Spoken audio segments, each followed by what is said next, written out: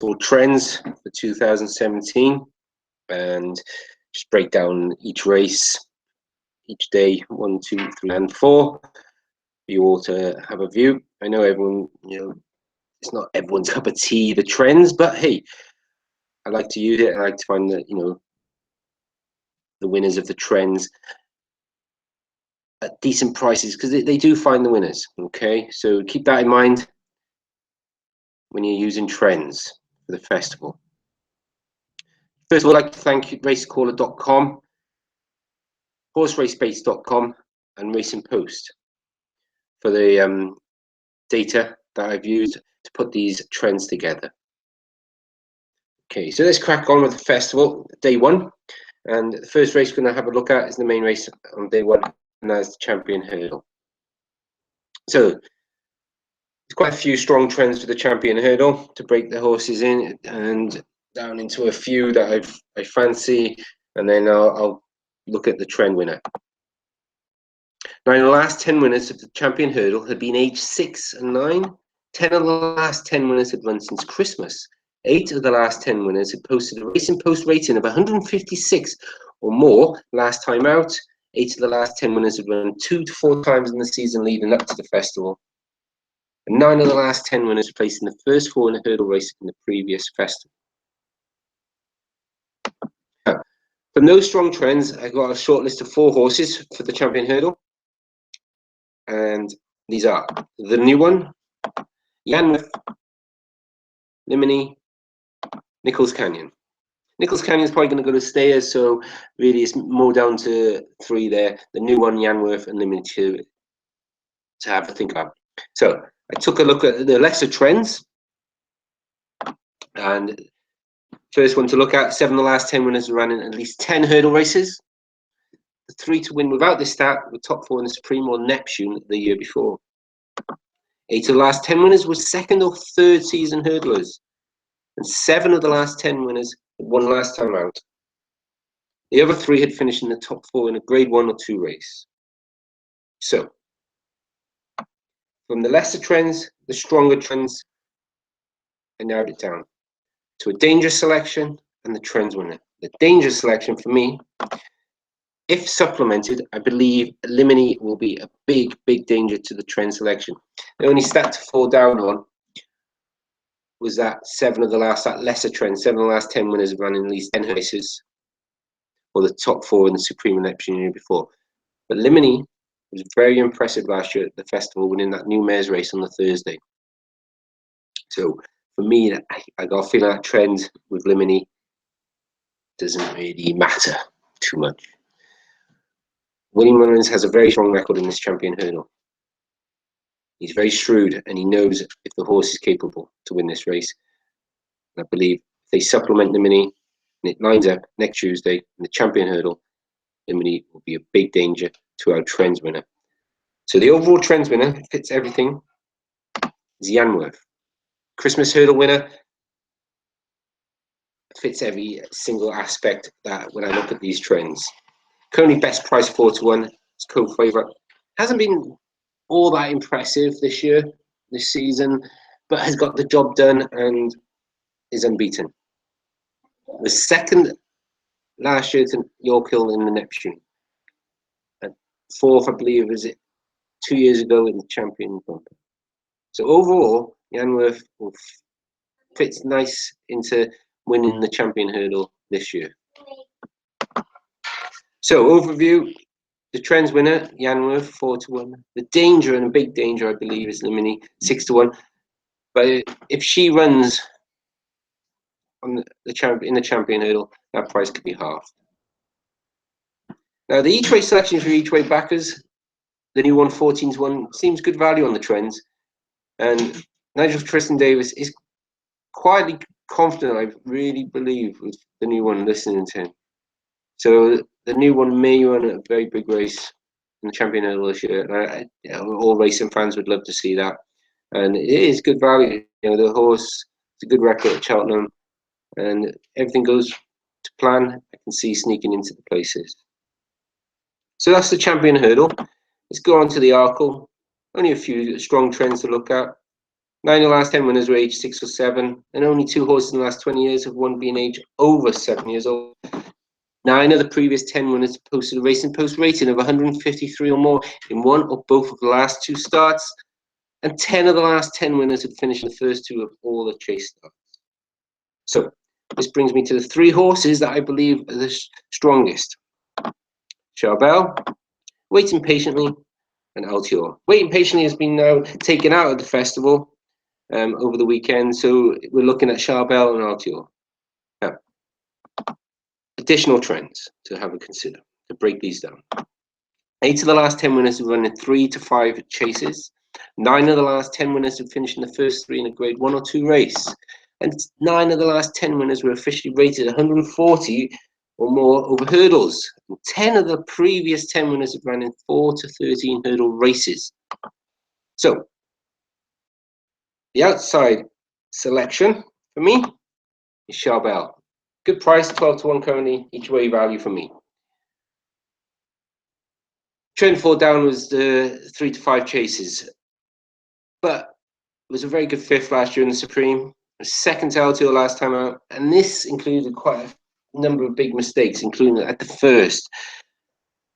Charbel likes to go from the front, and it could be a very positive move in this year's Arkle if those tactics are applied. But put a bit of pressure on, and you just never know. So for me, the value price is 12 to 1. Without Altior, about 5 to 2. So it depends how you want to bet. They're probably going to be a small field, so I would think it'd probably be top 2. But overall, it's no brainer. Altior is the trends winner. Fits everything perfect. 1 to 3, very strong favourite. It doesn't take a genius to figure out Altior. Best horse this season in the novice grade. Not a betting selection for me. So hopefully can win the Arkle with ease, and then next year take on the mighty Duvan. Okay, because that's I think everyone wants to see. So overview then, just quickly. Altior trend winner, 1 to 3. Not really a betting selection for me, but Charbel could be very interesting each way at 12 to 1. So Charbel with a clear round jumping, no mistakes. Can see a big improvement from this horse come next Tuesday. So let's have a look at the first race of the festival. That's the Supreme Novice Hurdle. This year is I find it a bit trickier because a lot of the top of the market have got multiple entries. But let's have a look what the trends bring up. 9 of the last 10 winners were aged 5 or 6 years old. 9 of the last 10 had run since Christmas. 9 of the last 10 won last time out. 9 of the last 10 winners have posted a racing post rate of 141 or more last time out.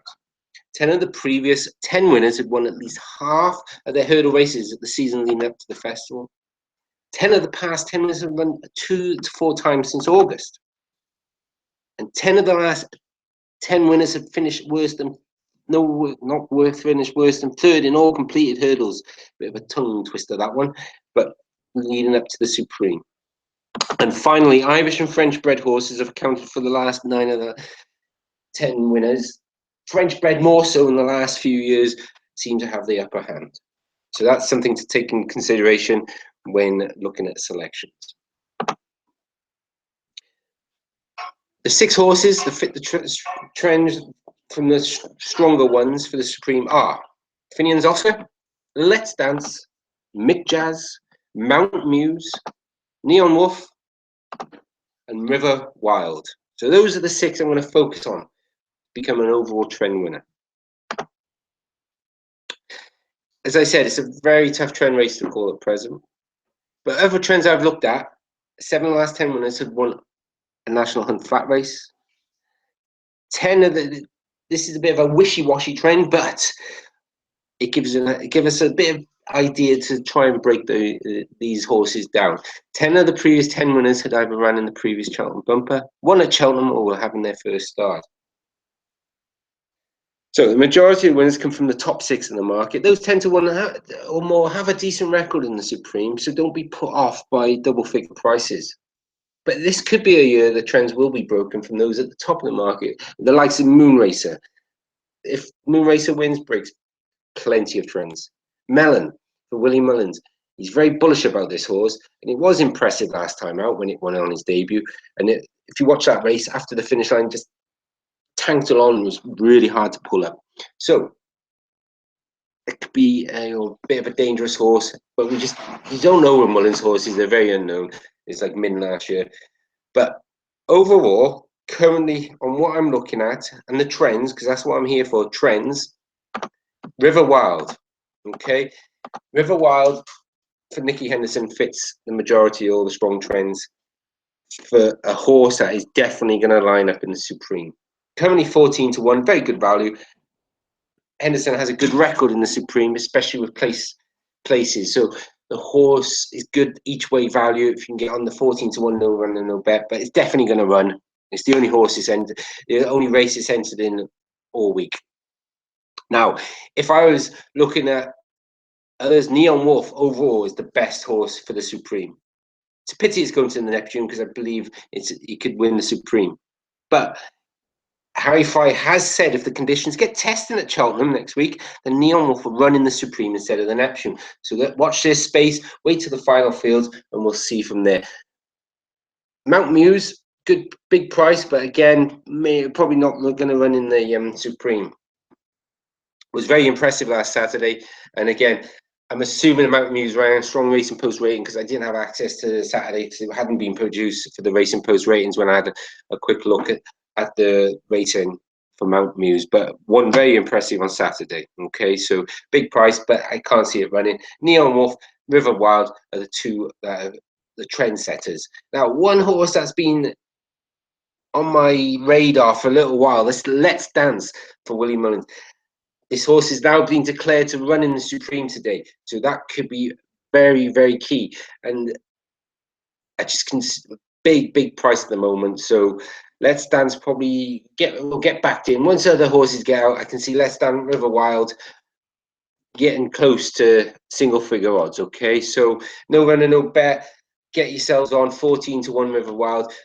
Let's Dance is around the 16 mark, 14s, 16s around, you can get 25 somewhere, but I say overall for most bookies around 14, 16s. So go on Odds Check, have a look at the prices, okay? But Let's Dance, after today being announced to go in the Supreme, could be a danger, okay? But River Wild overall for Nicky Henderson, for me, is the trend winner for the Supreme. So that's your main races looking at. Now let's go into a couple of others. The Close Brothers Novices Handicap Chase. Quite a few trends there to have a look at. I'll have a view if you want. Pick out some key ones there. 10 out of 10 of the last winners have run within the last 60 days of a race. 10 of the last 10 winners have run 3 to 7 times over fences in the season. So I took all those 8 strong trends into consideration and narrowed it down to 7 horses to consider. Bundoran, Squassiteur, Temple Hills, Aquadude, Cross Park, It's a Freebie, and finally Potter's Legend. Okay, so those are the 7 horses I had a close look at. Now, the lesser trends, to try and break these down. 7 of the last 10 winners have finished in the first 3 in all completed chases in the season leading up to the festival. Okay. Now, the next one, this is I like this trend, okay? On official ratings, things have changed since 2011. As a horse is rated 140 or less, can only enter now.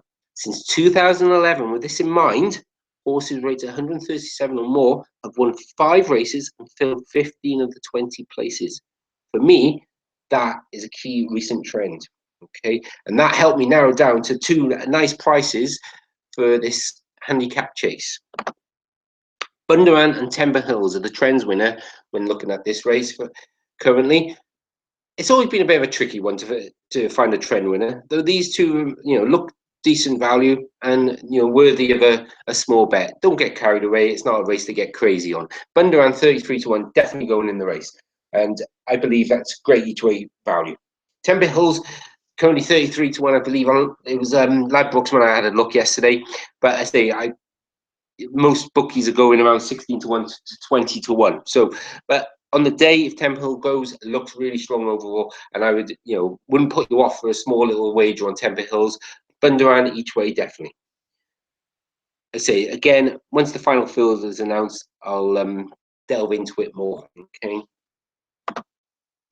So let's have a look at the National Hunt Challenge Cup for 2017 at the festival.